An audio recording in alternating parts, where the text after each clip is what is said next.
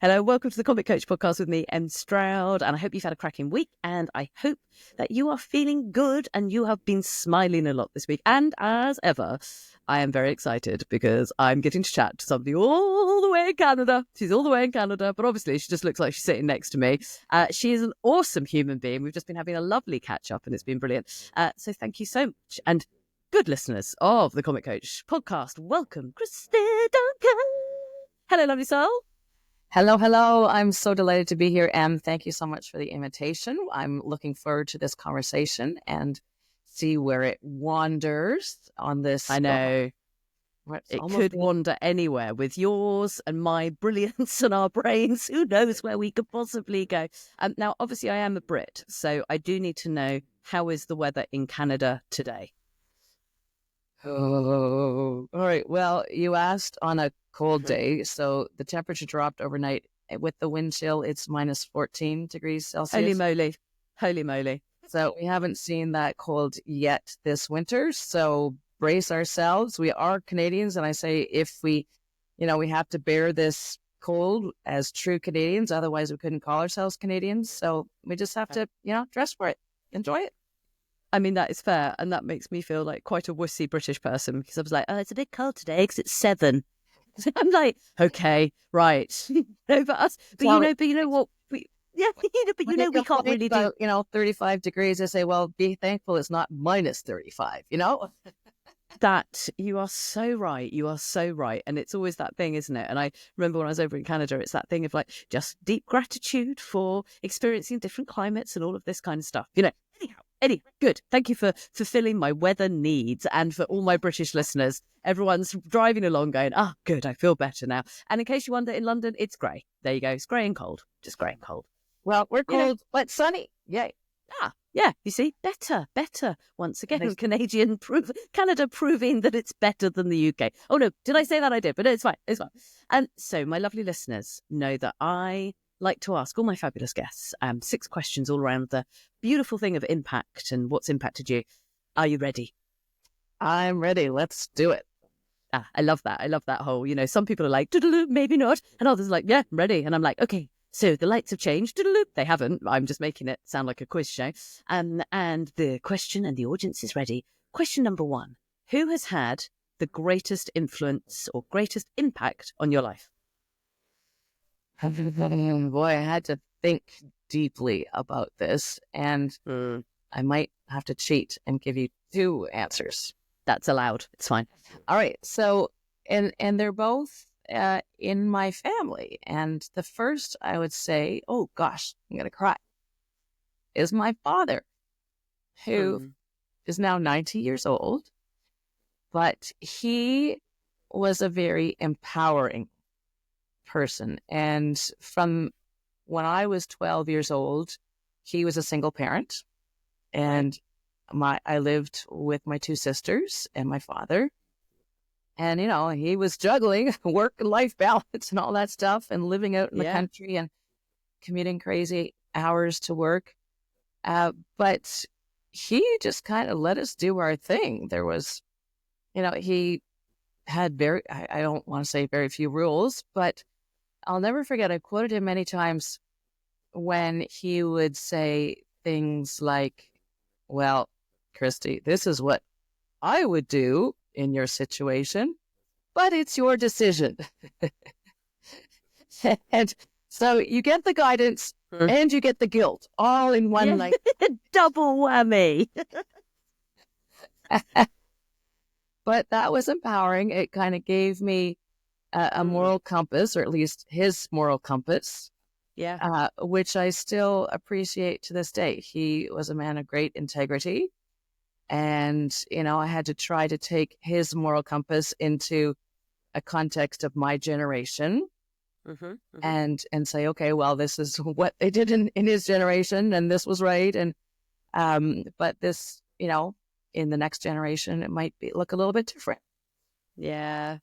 The second person that I would say is actually his mother, my grandmother, bless her soul, who was absolutely delightful. And she was the picture of a matriarch.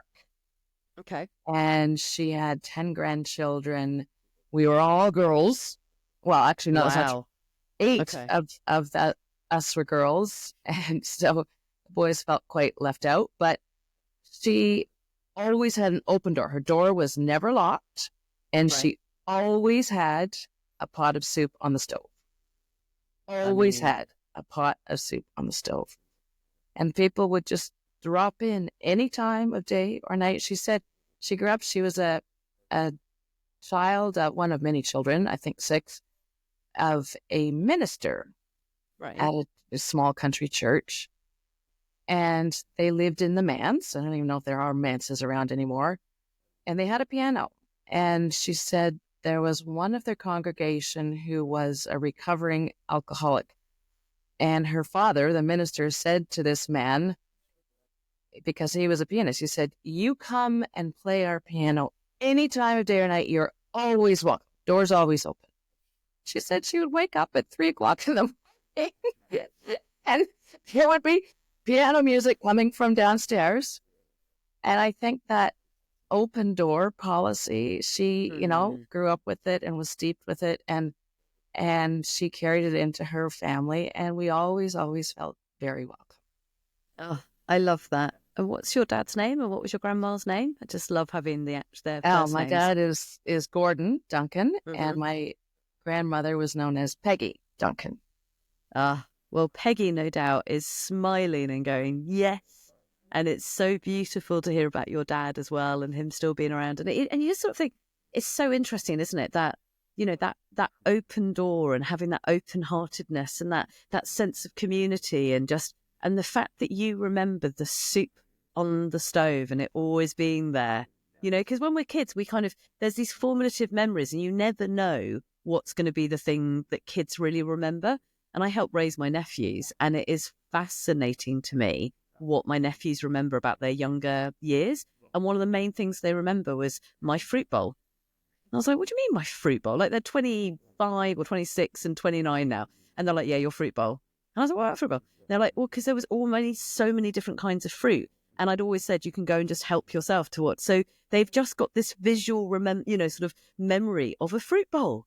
But that to them made them feel safe, which is what it sounds like Peggy did to you. Oh, I love it. I love it. I feel like I know both of them a little bit. How delicious. Question number 2. What keeps you motivated in what you do? So when I think about this, and I've always been a hard worker and nose to the Mm-hmm. grindstone, and but as I look at my life, I have realized that my journey has brought me to a place, especially with my work, where I now feel like I really have purpose. Mm. And my purpose is to inspire and champion and connect and encourage and empower women in ways that I didn't have those kind of opportunities when I was a youngin', a whippersnapper, as I call them, coming up through my career. And so I feel like my work has kind of become my life's purpose. Mm. And that's what kind of keeps me motivated. And, we all have good days and bad days and up days and Of down course. days. And there's days when I'm out in front of an audience kind of doing what I do. And that's, when it's 100%. And then there's the days where I, as an introvert, have to Mm-hmm. come home and just rebuild my energy, because I find that takes a lot of energy. Mm. And, refocus and move Yeah. on.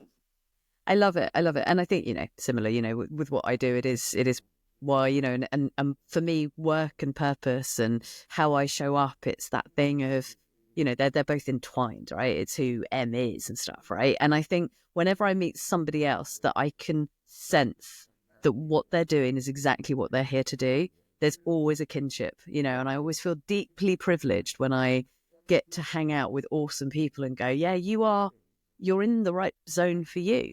And I think you and I have both met countless, probably thousands of women and men who you can see that they're not quite aligned with what they're doing, and they're doing things because they think they should, and I think that question of motivation for people like us it's never really a question, but when you're doing a should, I think it can be quite hard, right? Absolutely. And I've never liked that word, should. No, me neither. Try to keep it out of my vocabulary where I can. But yes, you're right. The converse is true. If you don't have that purpose, then it's hard to get motivated. Absolutely. Question number 3. How do you play? This is a hard one for me. I work hard. I don't practice playing hard enough. Absolutely family and friends. Having them around me is wonderful. I don't like to tell people this because it's a little bit of a reflection, but I now have a 2-year-old grandson. Amazing. Congratulations, 2-year-old grandson. Whoop, whoop. And he was just such a delight. He's just a delight. It's so fun to spend time with him, and I make a conscious effort to make time for him in my life. And when he comes, he gives me hugs, which is wonderful. The other thing that I've learned to say that food is my love language. Nice. And I love to eat, but I also love to cook. And so at the end of my work day, when I close my computer and leave the office, pack everything up so it's all ready for the next day, that's when I turn up the music. Yeah. And cook a lovely meal. I cook from scratch, everything from scratch. And then at the end of that, I gotta have a glass of wine, of course. Of course. And then I just chill, and that's my way to unwind and maybe think about the day, think about my family and things that I want to do that aren't work related, and just kind of chill in my own space, happy place. Your own space, so and as regular listeners know, and I know I've identified that there's sort of 12 ways that us adults play. And from the sound of it, you are a producer, which is cooking, because you are producing stuff at the end. That's one way that you play. And from the sound of it, you're also a little bit of a dreamer. So like spending time mooching in your head, going do. That's play. That is play. Oh, yes. Well, I do like doing that. I find I don't do it enough. I think it's also part of the creative person in me. And I am creative in a number of ways. Another thing that I do, not very well and not very often, but is I sew. And in high school, we had sewing class. The girls had to take home ec and the boys took whatever it was. Learn how to be a man, cut wood. Indeed. In fact, my grandfather, Peggy's husband, we had this family cottage, and he had a plaque. Oh, right. Above the fireplace, it said, "Cut your own wood, and it will warm you twice." I mean, that is a saying. And I think that Protestant work ethic trickled down to me in spades. But yes, getting back to my sewing. So now that I live in this, part of the world, and in Canada, we were the birth of the fur trade. And I know furs are not as politically well accepted these days, but I can go into the thrift shops and find old fur coats. And so I do, and I bring them home and I repurpose them and I cut them into pieces and make cushions. Amazing. Yeah. How fun and I is think that? that's so good. And the thing is, it's so interesting, isn't it? As adults, quite often when I ask these questions about, how do you play? People are like, oh yeah, but I'm not very good at it. And it's like, that's okay. Play, you don't necessarily have to be good at it. It's called just play. But as adults, we get so fixated, must get achievement, must outcomes. And it just sounds so delicious that, you're there at home and you're getting to sew and make all of these things and stuff. And it's, what a joyful thing. Love it. And question number 4, what is one action that you've taken that's impacted your life? There are so many. I think the biggest, of course, having children, getting married, that's kind of standard answers. But I think a real turning point in my life was when I came home. I decided to come home from South Korea, which, Okay. that opens up, like, what's she talking about? I lived in South Korea for a year in Okay. Seoul.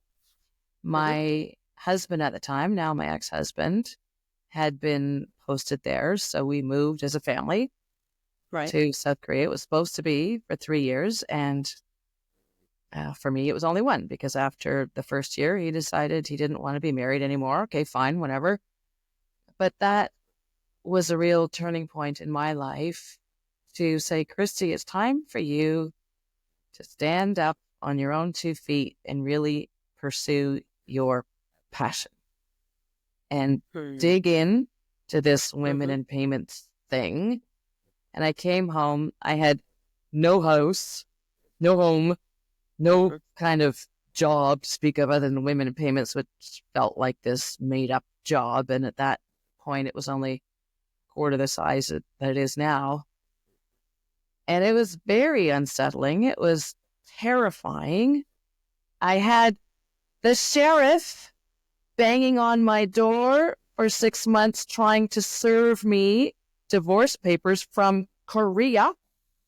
Wow.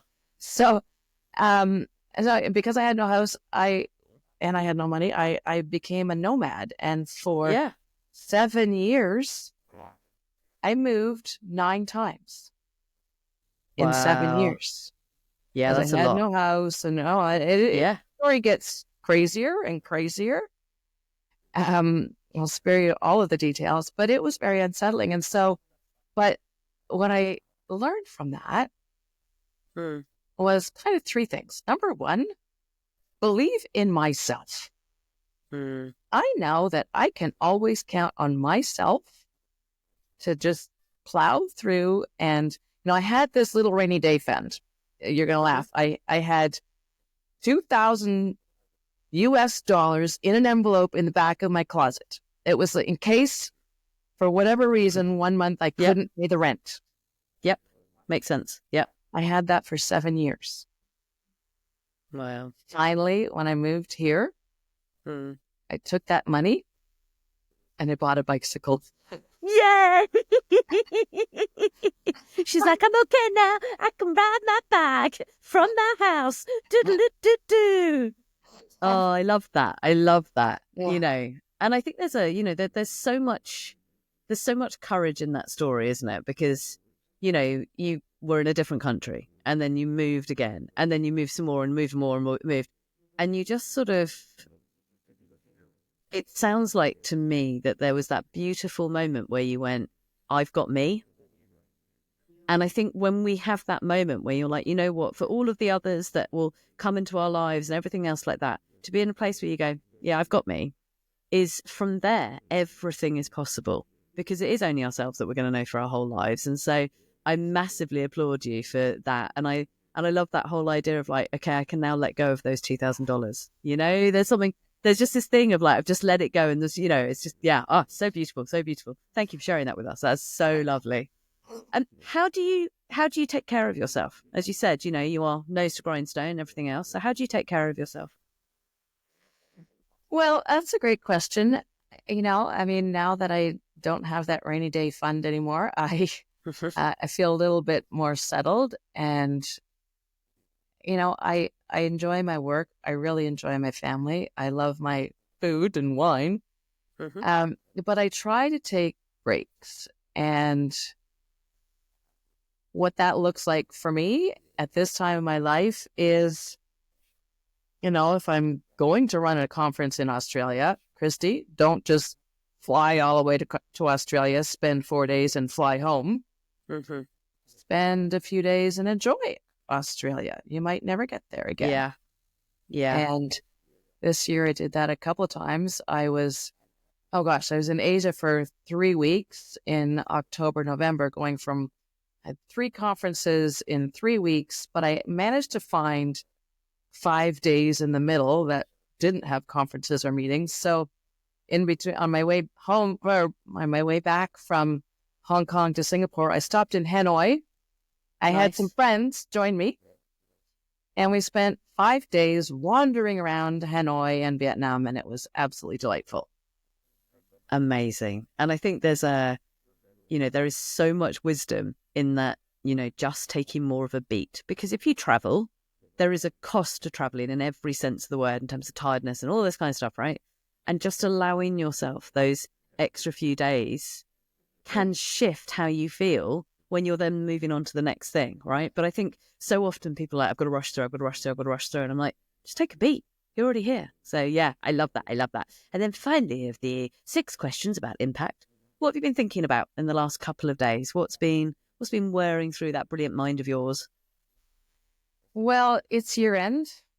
We've only got 2 more weeks in December and 10 days till Christmas or what have you. So I'm trying to kind of tie up the year, tie up the business year, the fiscal year, make sure I've got my team taken care of, that we're going into the next year with a positive outlook and everybody's equipped to do what they do and, get all the Christmas goodies lined up for the family. But the other thing is too, I'm really excited because I'm taking a 2-week vacation with my younger daughter. So amazing. I haven't had enough time to think about that. I didn't even have enough time to get excited about it, but I am because I'm leaving in 2 days. So I'm very excited. We're going to Argentina. Oh my word. Amazing. Indeed. How cool will that be? Have you both been there before or is this a new place? Oh, amazing. Yes. So it's another adventure. Yeah. An adventure. Yeah. I mean, and of course, and it's mad, isn't it? Because especially in this sort of, as we record this coming up towards the end of Christmas, people are desperately trying to squeeze everything in and quick, must do that. And let's catch up and everything. And I'm like, whoa. Should we just slow? Because you know what? It's only 2 weeks and then it's January. It's fine. The world won't fall off if you go, you know what? Let's do that in January. Like nothing bad will happen, So knowing that you've got a couple of days and then you're off, I mean, how delicious is that? That's so cool. That's so cool. I'm so curious, there's so many things I could ask you, but I'm really curious. When you think about all of the different places and people that you've get to go and visit because you are in this beautiful world of women in payments and things, what's really landed with you this year about their world, and what's really landed that's made you go, you know what, there's so much good going on? What's really kind of got into your heart, when you think about all the different people, what's got into your heart? Oh gosh, I am so privileged to meet so many really inspiring women and men around the world of payments, as I say. And they work so hard and they are so talented. And it's just such an inspiring thing to talk to them and see what motivates them. I'm delighted to see that the conversation about gender equity and inclusion for all strands of diversity is becoming more accepted and embraced. And hopefully we will continue that going forward in every culture, in every country. Some cultures are at different stages of that conversation than others. And I fear for the cultures who are lagging in that self-awareness, and embracing that diversity, because it's so important and it can make our lives and our businesses so much richer by having that, embracing it and bringing our authentic selves to work, whatever that looks like. Yeah. And having that authenticity is so empowering. It just takes this big load off our shoulders. And, even things like guilt, I'm the queen of guilt and worry, the 2 most useless emotions. Like they don't make any impact. But was sharing my guilt about being the working mom with my younger daughter. And she said, Mom,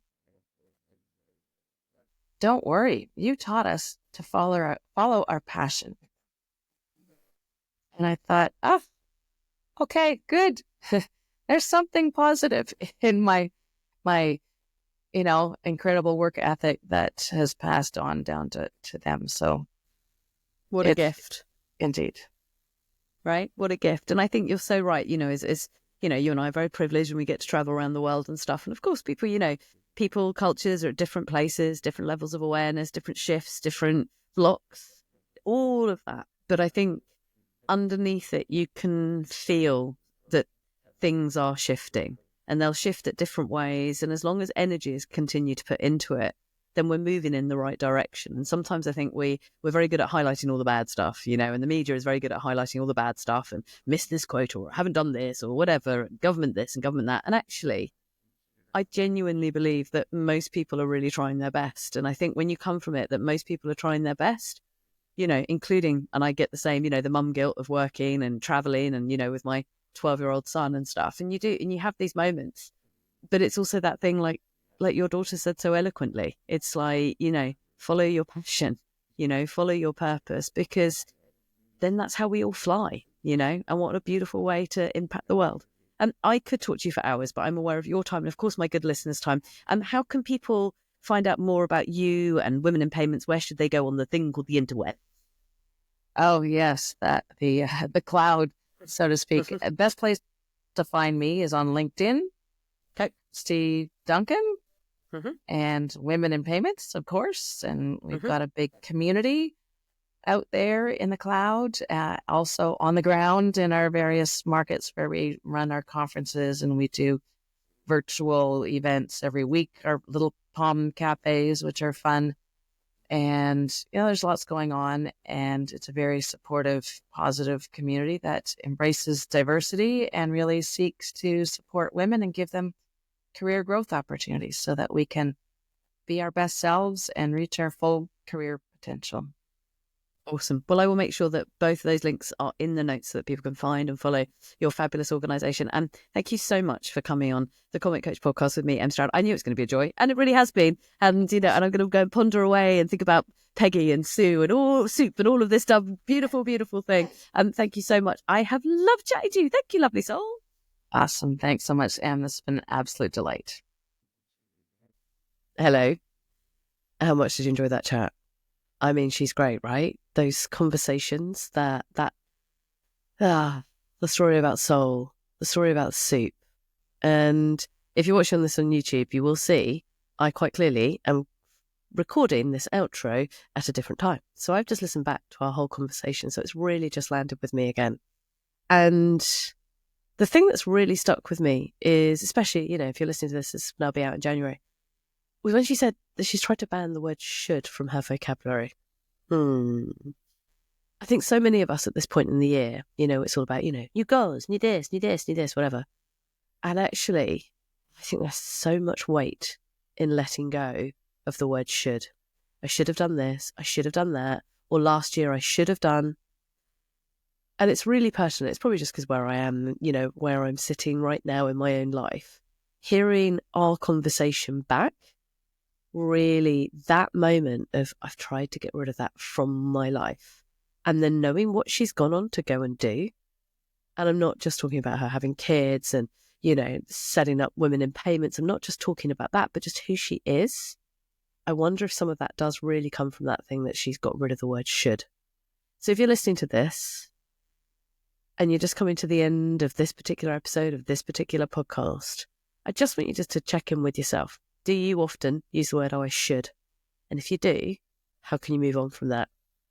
And I also, again, just reflecting on that conversation, that listening back to myself having that conversation, I wonder what is the legacy? Will there always be soup on your oven? What's the legacy? What are the things that people will remember about you? And I'm just pondering that for myself, as I sort of move into this new year. And I think if I move away from should and ponder how I want to be remembered, you know what? I'm pretty excited about this year. So there you go. There's another episode of the Comic Coach podcast. Thank you as ever for listening. And if you do like it, do please share it and subscribe and all of those good things. I have some amazing guests lined up for 2025. I'm going to be chatting to some awesome people about how they create impact in their worlds. And I can't wait for you to hear more from this. So have a very good week, and I look forward to catch up with you very soon. Thanks for listening. Take care. Bye.